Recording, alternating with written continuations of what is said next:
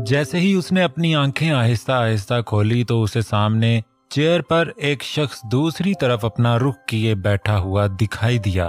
थोड़ी ही देर बाद उस शख्स ने एक धमाके के साथ ही अपनी शक्ल सामने की, जिसे देखकर परीशे का चेहरा खौफ से फैल चुका था। उसकी आंखें खुली की खुली थीं। सामने वाले की आंखों की चमक उसे किसी अपनायत का एहसास दिला रही थी। इतने सालों बाद उसके दिल को फिर से कुछ हो रहा था, लेकिन क्या, ये वो समझ नहीं पा रही थी।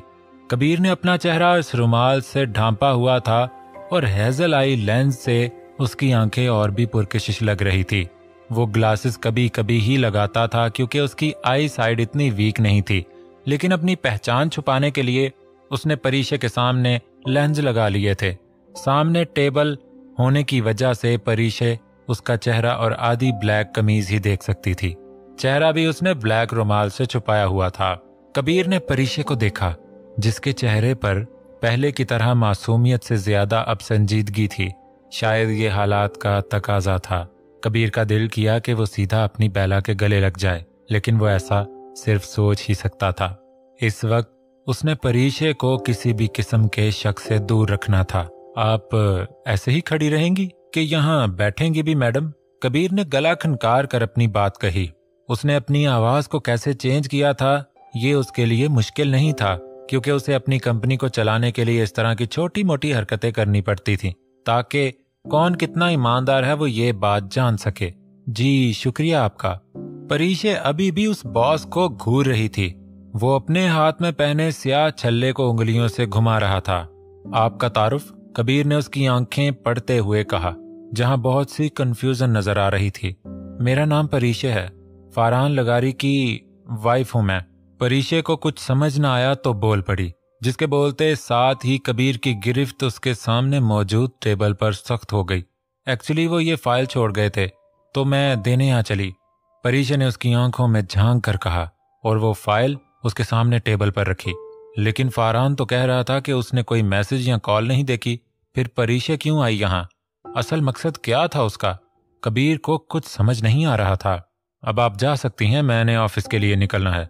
ये कहकर कबीर बाहर निकल गया। ओह गॉड, ये बॉस था या कोई डॉन? इसका कैसा गेटअप था? फरहान कैसे इंसान के साथ काम करता है? इतना रूड बिहेव कर रहा था। परीशे अब बाहर की तरफ निकल आई। उसने इधर उधर नजर दौड़ाई तो जब किसी को अपने आस पास ना पाया तो फौरन ही स्विमिंग पूल के पास चली गई।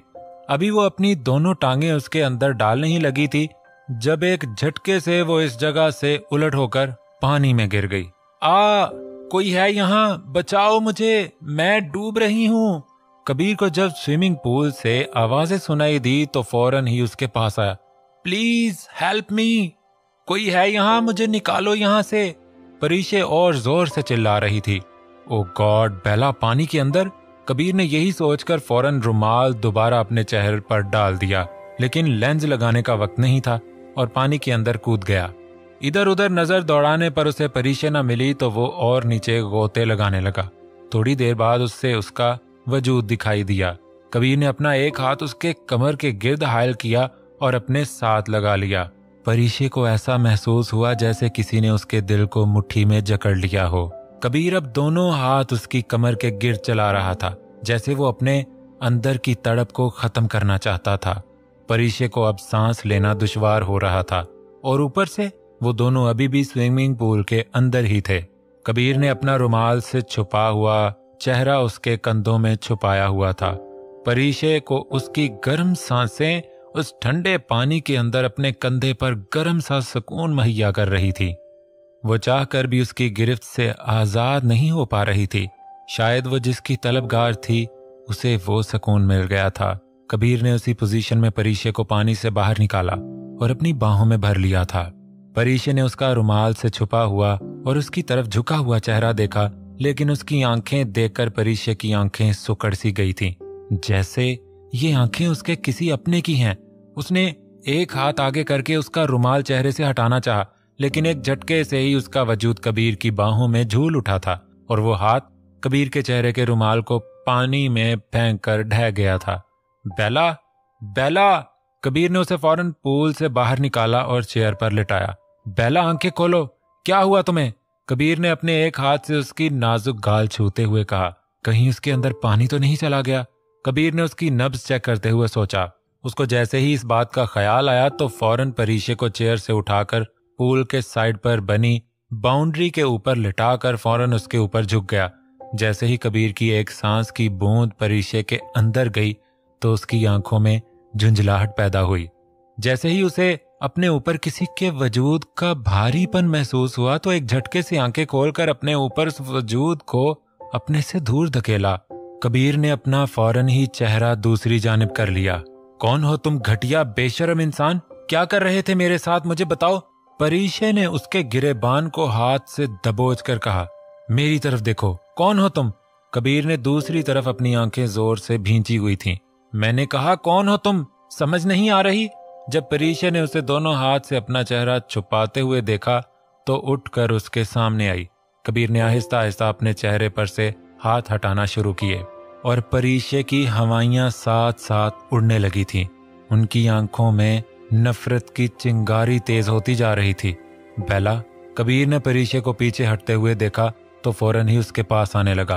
परीशे अबाबिल, उसने एक गरज के साथ कबीर की तरफ चेहरा फेरते हुए कहा, बेला उसी दिन मर गई थी जिस दिन इस शख्स ने मेरे बाप का कत्ल किया था। परीशे ने अपनी उंगली से उसकी तरफ इशारा करते हुए कहा। उसकी आंखों में आंसू की नदियां बहना शुरू हो चुकी थीं। वो नहीं चाहती थी कि उसके सामने कमजोर पड़े, लेकिन फिर भी वो इंसान उसकी कमजोरी बन चुका था। परीशे, देखो, मैंने नहीं मारा उन्हें, तुम समझो ना। कबीर आहिस्ता आहिस्ता अब उसकी तरफ बढ़ने लगा था। इससे पहले कि वो उस तक पहुंचता, परीशे अपने गीले वजूद को लिए वहां से दूर पहुंच चुकी थी। हाँ कबीर, क्या? व्हाट? जैसे ही कबीर ने उसको बताया तो उसका चेहरा शॉक्ड हो गया। ये तो अच्छी बात है, फरहान ने उससे कहा।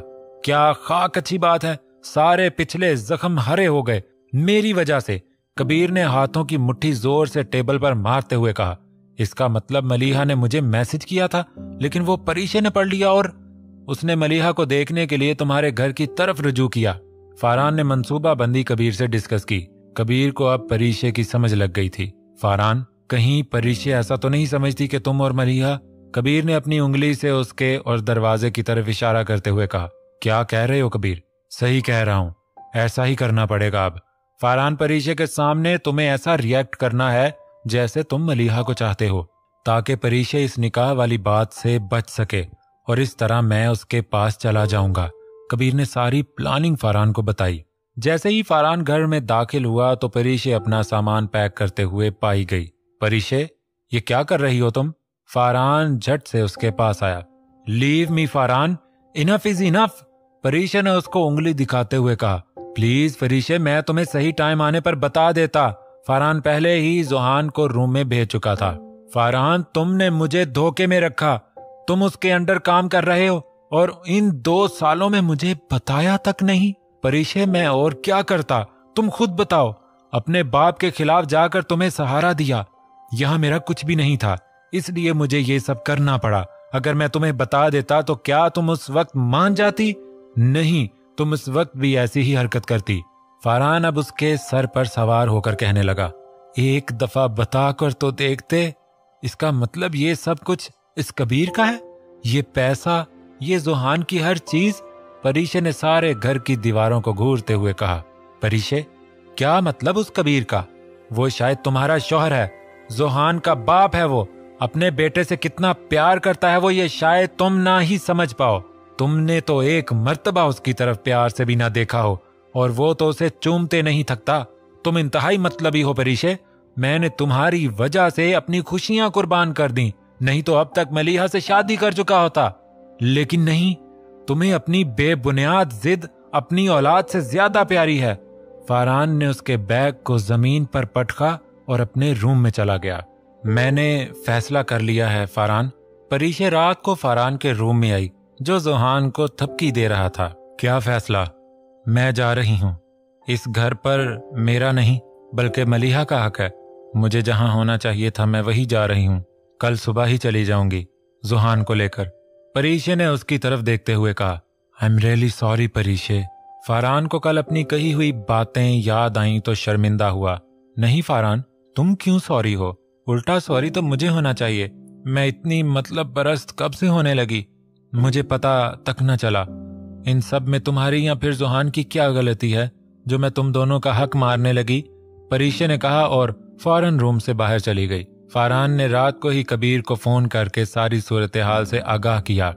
दीन मोहम्मद, सब कुछ अच्छे से सेट कर दिया ना? मेरे बेटे का रूम अच्छे से डेकोरेट करो, पहली दफा वो हमेशा के लिए मेरे पास आएगा। कबीर को जुहान के आगे कुछ दिखाई ही नहीं दे रहा था। शाम को जुहान और परीशे उसकी तरफ आ चुके थे। फरहान ही इन दोनों को ड्रॉप करके गया था।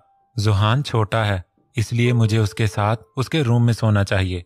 ये बात परीशे दीन मोहम्मद के सामने कर रही थी, लेकिन सुना वो कबीर को रही थी। दीन मोहम्मद, जुहान के साथ आप सो जाएं, सिर्फ आज का दिन है, फिर हम एडजस्ट कर लेंगे। कबीर ने परीशे को ताड़ते हुए कहा, क्योंकि उसे परीशे का एटीट्यूड एक आंख नहीं भा रहा था।